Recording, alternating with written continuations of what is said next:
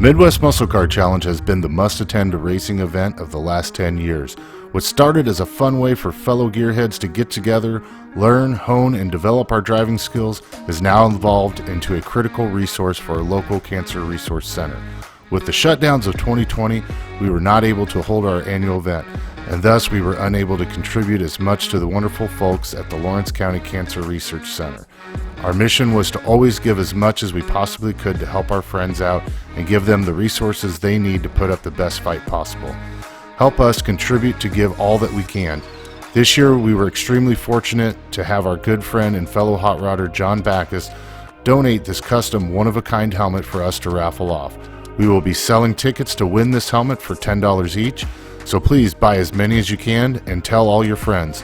The raffle will continue up until May 16, 2021, and the winner will be announced at the 2021 Midwest Muscle Car event. You will not need to be present to win.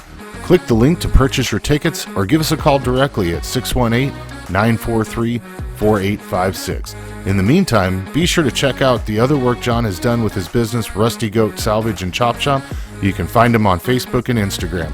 Thank you and have a great day.